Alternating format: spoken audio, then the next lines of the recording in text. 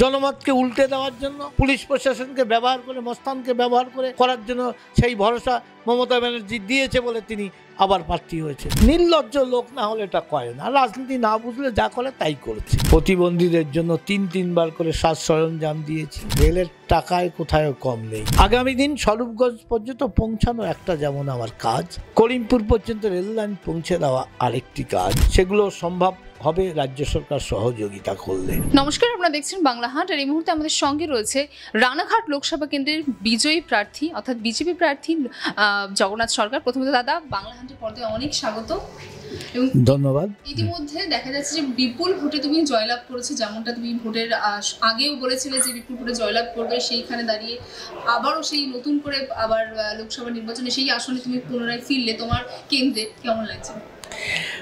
জয়টা স্বভাবতই সুখের হয়, ভালোই লাগে।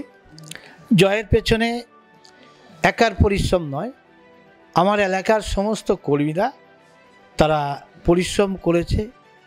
তারা তৃণমূলের রক্তচক্ষুকে উপেক্ষা করে তারা লড়াই দিয়েছে, আমার সঙ্গে ছিল, আমিও 5 বছর ধরে তাদের সঙ্গে ছিলাম, তারই রেজাল্ট মিলেছে। স্বভাবতই ভালো লাগবে। হাতে আবারও 5 বছর সময় আসলো, এবার যে সমস্ত প্রতিশ্রুতি তুমি বলেছিলে যে করবে, কি সেই দিক থেকে কি পদক্ষেপ? এখন পর্যন্ত অধিবেশন শুরু হয়নি, প্রথম অধিবেশন শুরু হতে সময় রয়েছে। আমি প্রতিদিন কাজ করে যাই। বিগত 5 বছরেও করোনার মধ্যেও মানুষের পাশে ছিলাম এবং আমার সাধ্যাতিক চেষ্টা করেছি যে উন্নয়ন, যে পরিসংখ্যান আমি দিয়েছি আমার লিফলেটের মাধ্যমে মানুষের কাছে তা গেছে এবং সেটা কম নয়, বহু কোটি টাকার আমি কাজ করতে পেরেছি। কেন্দ্রীয় সরকারের সহযোগিতায়, মোদিজির সহযোগিতায়, এনজিওর মাধ্যমে, যেটা এমপি ল্যাডের বাইরেও বহু কাজ করেছি এবং আমাদের যে সামাজিক ন্যায় মন্ত্রণালয়ের পক্ষ থেকে প্রতিবন্ধীদের জন্য তিনবার করে সাজ সরঞ্জাম দিয়েছি। এক অনন্য নজির তৈরি হয়েছে আর তার সুফল আমি পেয়েছি। আগামী দিনও 5 বছর আমার সাধ্যের যেটুকু আছে আমি সময় দিয়ে আমার এলাকাকে যেভাবে আমি বলেছি তার ডেভেলপমেন্ট করার সর্বদা চেষ্টায় থাকব। সংসদে ঢুকে সাংসদ হিসেবে, মানে যে রানাঘাট লোকসভা কেন্দ্র রয়েছে সেইখানকার সাংসদ হিসেবে ঢুকে প্রথম কি পরিকল্পনা করে আছেন যে এই কাজের উপর প্রথম দৃষ্টান্ত দেবেন? দেখুন, আমার যে প্রকল্পগুলো, বিশেষ করে নবদ্বীপ স্বরূপগঞ্জ ঘাট পর্যন্ত রেল লাইন অতীতে ছিল ন্যারো গেজ, এখন ব্রড গেজে পরিণত করার কথা। কিছুদূর গিয়ে থমকে আছে, আমঘাটা পর্যন্ত ট্রায়াল ট্রেন চালানো সম্ভব হয়েছে। আগামী দিন স্বরূপগঞ্জ পর্যন্ত পৌঁছানো একটা যেমন আমার কাজ, করিমপুর পর্যন্ত রেল লাইন পৌঁছে দেওয়া আরেকটি কাজ। রাজ্য সরকারের সহযোগিতা পেলে সে লাইনও যেমন পৌঁছে দেওয়া যাবে, তেমনি আন্ডারপাস, ওভারপাস, গুরুত্বপূর্ণ গেটে যেখানে জ্যাম হয়ে যাচ্ছে সেটা রাজ্য সরকার যদি সহযোগিতা করে সেগুলোও চালু করা যাবে। রেলের টাকায় কোথাও কম নেই, রেলওয়ের উন্নতি প্রতিনিয়ত ঘটছে, তাই আগামী দিন সেগুলো সম্ভব হবে রাজ্য সরকার সহযোগিতা করলে।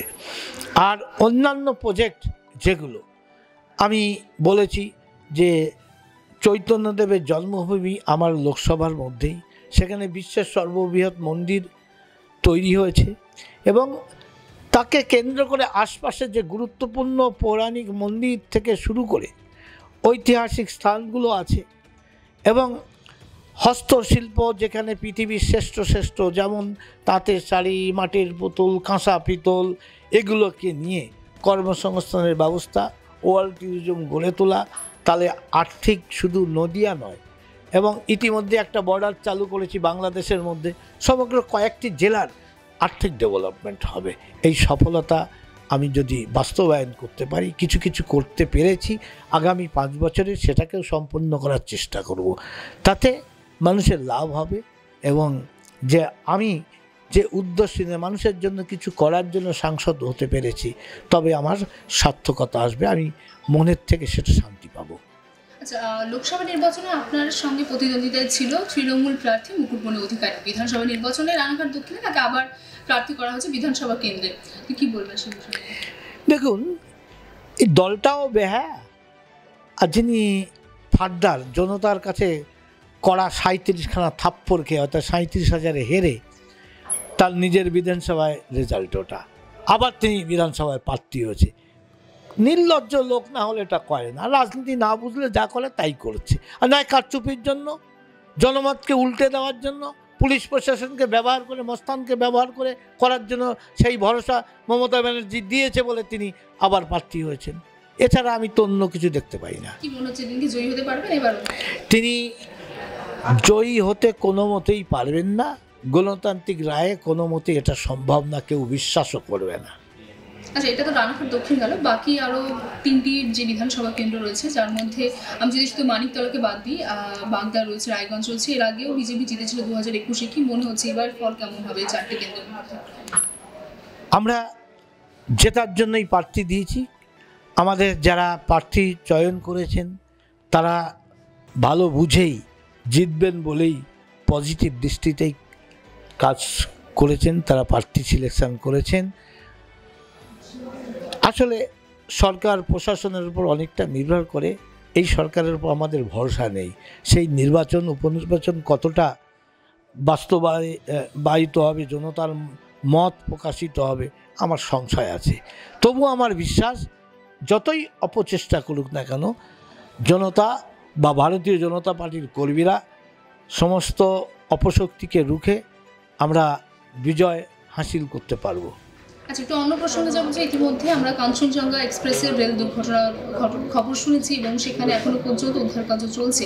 এবং এই মুহূর্তে আমরা যদি একটু অতীতে চাই যে 2016-17-তে যেখানে রেলমন্ত্রী নতুন সরকার এসে বলেছিল যে একদমই যাতে কোনো অ্যাক্সিডেন্ট না হয় সেরকম মিশন তারা আনবে, কিন্তু সেখানে একদিকে বন্দে ভারত চলছে এবং অন্যদিকে দেখতে পাচ্ছি এখনও রেল অ্যাক্সিডেন্ট হচ্ছে। তো কী বলবেন সে বিষয়ে? সাধারণ মানুষের সুরক্ষাটা কোথায়? আমরা 80% সাকসেস হয়েছি, 100% হতে পারেনি। আগামী লক্ষ্য 100%-এ পৌঁছে দেওয়া, কোনো মতেই যাতে দুর্ঘটনা না ঘটে তার জন্য পদক্ষেপ নেওয়া হচ্ছে এবং আমরা অনেকটাই এগিয়ে চলেছি। এর পেছনে যদি অন্তর্ঘাত হয়, যিনি করলেন তিনি কোন মানসিকতায় করেছেন, অতীতেও দেখা গেছে সরকারকে বেইজ্জতি করার জন্য দেশবিরোধী শক্তির সঙ্গে যুক্ত হয়ে অ্যাক্সিডেন্ট ঘটানো হয়েছে। আর এই ঘটনার পেছনে প্রকৃত কারণ কি খতিয়ে দেখলেই উত্তর পাওয়া যাবে, আগামী দিন সেটা বলে দেওয়া যাবে। রাজ্য তো এখনো পর্যন্ত কেন্দ্রকে এর জন্য দোষী করছে রেল অ্যাক্সিডেন্টে। এটা রাজনৈতিক ব্যাপার, যেহেতু রেল কেন্দ্রীয়, সেই কারণে রেল কেন্দ্র সরকারকে দোষ দিয়ে দেওয়া যাবে, কারণ সামনে উপনির্বাচন, যদি দুটো ভোট বাড়ে, এই পলিসিতেই তারা বলেছেন।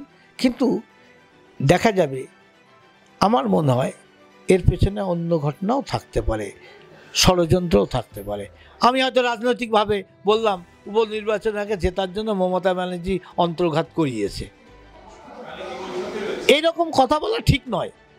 আসলে সত্য উদ্ঘাটিত হলে দোষটা কার, কেন হলো, যদি সত্যিকারের দায়ী কেউ থাকে তাকে দোষ দেওয়া উচিত। আচ্ছা, একটা শেষ প্রশ্ন করবো যে রাজভবনের লালবাজারে পুলিশের নিরাপত্তায় রাজ্যপাল সুরক্ষিত বোধ করছেন না, তাহলে সাধারণ মানুষের সুরক্ষাটা কোথায় যে দাঁড়াচ্ছে? যদি রাজ্যপাল সুরক্ষিত না বোধ করে তাহলে বোঝাই যাচ্ছে এখানকার সরকার কিভাবে চলছে, প্রশাসন কতটা নিরপেক্ষ ভূমিকা পালন করছে বা সংবিধান রক্ষা করার তাদের দায়িত্ব আছে, সেই দায়িত্ব তারা পালন করছে না বলেই স্বয়ং রাজ্যপাল তিনি কেন্দ্রীয় নিরাপত্তা চাইছেন। অনেক ধন্যবাদ জগন্নাথ সরকারকে। আপনারা দেখছেন বাংলা হান্ট। ক্যামেরা সুস্মিতার সঙ্গে নীলম দাস রিপোর্টিং, বাংলা হান্ট, কলকাতা।